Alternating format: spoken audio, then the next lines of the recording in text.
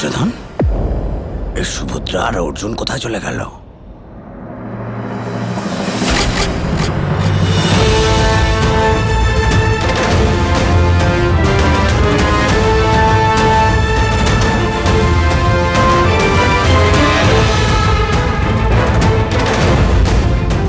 আপনার হাত থেকে তো রক্ত পড়ছে। রথ আমি চালাচ্ছি।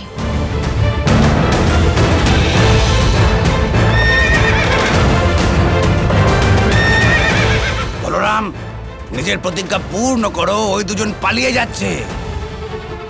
সুভদ্রার বিবাহ করাও দুর্যোধনের সঙ্গে। আরে কি কি কি কি, এ তো সত্যি হরণ করে নিয়ে চলে গেল।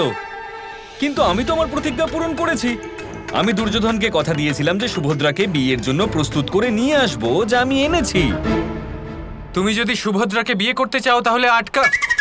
আরে ওরা তো পালিয়ে গেল। দেখো দুর্যোধন, আমি আমার প্রতিজ্ঞা পূরণ করেছি। এবার যদি অর্জুন সুভদ্রাকে নিয়ে পালিয়ে গিয়ে থাকে, তাহলে ওকে বাঁচানো এবং ওকে বিয়ে করা হলো তোমার কর্তব্য, আমার নয়। এই সব অর্জুনের চালাকি।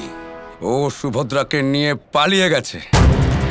আর যদি অর্জুন এটা ভেবে থাকে ও আমার বাগদত্তাকে নিয়ে পালিয়ে গিয়ে পুরো হস্তিনাপুরের অপমান করতে পারে, ও ভুল ভাবছে।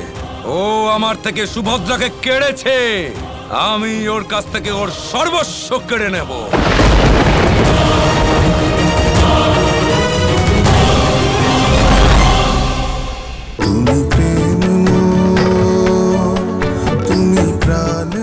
তাহলে শেষ পর্যন্ত প্রেমের জয় হলো। প্রেমের জয় তো হবারই ছিল রাধা। সুভদ্রার প্রেম স্বতন্ত্র ছিল, ওর প্রাণের চেয়েও প্রিয়। আর ওর সাথে আমার শক্তি রাধা যে ছিল, তাহলে তো তার জয় অনিবার্য। তাহলে এবার কি হবে? এবার ভালোবাসার জয় হয়েছে। এবার ধর্মের জয় বাকি রয়েছে রাধা।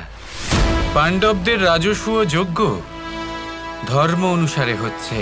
এর বিরুদ্ধে শুধু দুর্যোধনই নয়, জরাসন্ধও আছে। তাই ধর্ম স্থাপনার পরবর্তী পদক্ষেপের জন্য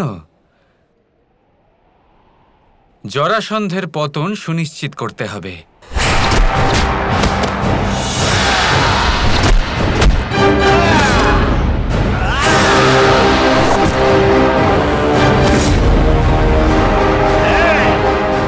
জরাসন্ধের মতো অধর্মী রাজা সমগ্র ভারতবর্ষে আর নেই।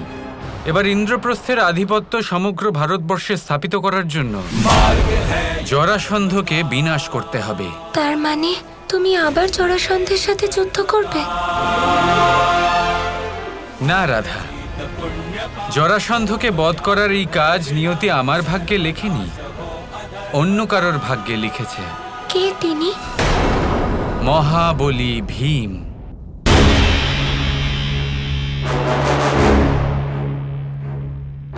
আছে নাকি কেউ যে আমাকে, মগধ রাজ জরাসন্ধকে পরাস্ত করতে পারবে?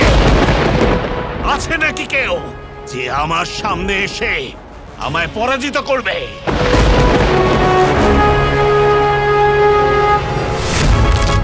পৌণ্ড্রকের এখানে আসার আগেই আমি ওকে সংবাদ পাঠিয়েছিলাম যেন ও জরাসন্ধের রাজ্যে পৌঁছে যায়। এখন ভীম মগধ রাজ্যেই আছে, জরাসন্ধকে বিনাশ করার জন্য।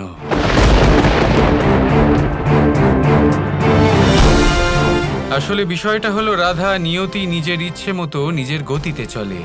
এই মুহূর্তে জরাসন্ধের মৃত্যু সম্ভব নয়।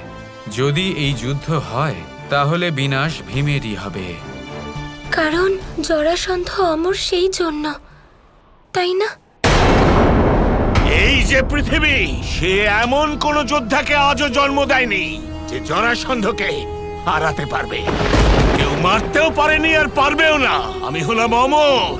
এটা সত্যি রাধা, জরাসন্ধকে মারা খুব সহজ কাজ হবে না। যতবার ওকে টুকরো করা হবে ততবারই ও জুড়ে যাবে।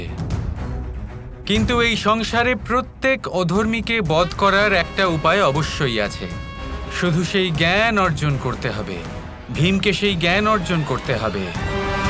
ভীমকে নিজের ক্রোধের বশে নয়, ধৈর্য নিয়ন্ত্রণ করতে হবে।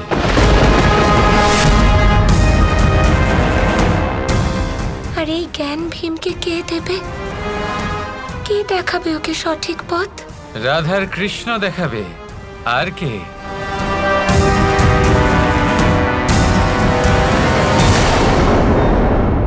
এটা দেখে তো শ্রীকৃষ্ণের ময়ূরের পেখম বলে মনে হচ্ছে। এর মাধ্যমে উনি কোনো সংকেত পাঠালেন নাকি? মনে হচ্ছে উনি চান না যে এই সময় আমি জরাসন্ধের সাথে লড়াই করি। কিন্তু কেন?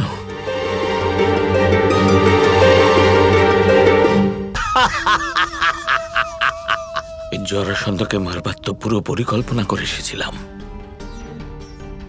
টাটকাচ্ছেন, ওর ভাবনাকে বোঝা দরকার, আর সংকেতের জন্য অপেক্ষা করতে হবে।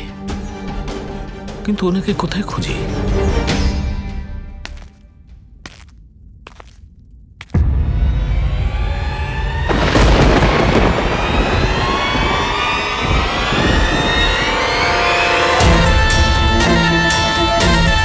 মগধরাজ, দেখুন আপনার সাথে কে দেখা করতে এসেছে। এই তো স্বাগত তোমাকে শিশুপাল।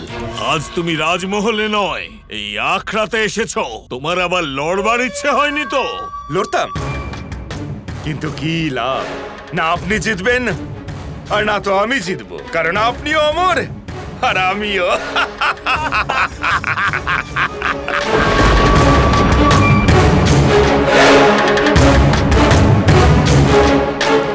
শিশুপাল, ওই যুদ্ধ বিমুখ মূর্খ কৃষ্ণের বাঁশি নিয়ে তুমি ঘুরে বেড়াচ্ছ। এই বাঁশি আমাকে ওই কৃষ্ণের দুর্বলতার কথা মনে করিয়ে দেয় জরাসন্ধ। ও নিজেও হলো এই বাঁশির মতো, বাইরে থেকে কাঁঠার আর ভিতর থেকে ফাঁপা।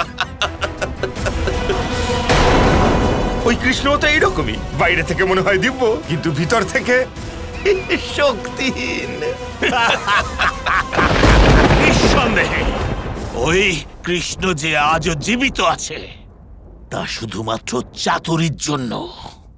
যদিও শক্তি দিয়ে লড়তো না, তাহলে এক মুহূর্তে আমি ওকে শেষ করে দিতাম।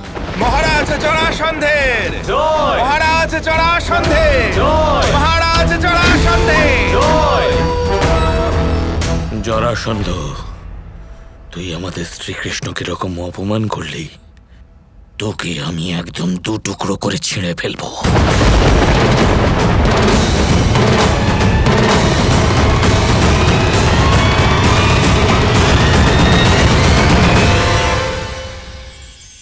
অনেক ব্যক্তির মনে একটা প্রশ্ন জাগে আমাকে আর রাধাকে নিয়ে।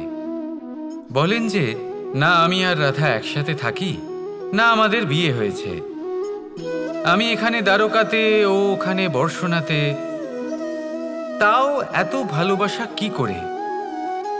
এ কেমন সম্পর্ক? আমি তাদের একটা সহজ কথা বলতে চাই। আপনি কখনো আয়নার দিকে দেখেছেন? নিজের দুই চোখের দিকে তাকিয়ে জিজ্ঞাসা করুন, এই দুই চোখ একসাথে কেন বন্ধ হয়, একসাথে কেন খোলে, একসাথে কেন ঘুমোয়, একসাথে কেন কাঁদে? আজীবন কোনো এক মানুষের সাথে সম্পর্ক রাখা অবশ্যই সম্ভব, তাদের সাথে দেখা না করে। আমার আর রাধার ভালোবাসাও কিছুটা এরকমই, আর কিছুটা এরকমই হয় ভালোবাসা দুই নয়নের মতো, যারা কখনোই মিলিত হবে না, কিন্তু চিরকালের জন্য একসাথে জুড়ে থাকবে। এই অনুভূতি নিঃস্বার্থ হয়, আর এই নিঃস্বার্থ ভালোবাসা আপনাকে আনন্দের পথে অগ্রসর করে। জীবনে সবসময় নিঃস্বার্থভাবে ভালোবাসুন, শুধুমাত্র আনন্দই পাবেন। তাহলে আসুন আমার সাথে নিঃস্বার্থভাবে ভালোবেসে বলুন, রাধা রাধা। ব্রাহ্মণ, আমি তোকে এত টুকরো করব আর এত দিকে ছড়িয়ে দেব যে তোর মৃত শরীর পুরো খুঁজে পেতে বছর কেটে যাবে। এ কার কত টুকরো করবে তা তো আখড়াতেই বোঝা যাবে। জরাসন্ধ, রাধা কৃষ্ণ কৃষ্ণ কৃষ্ণ কৃষ্ণ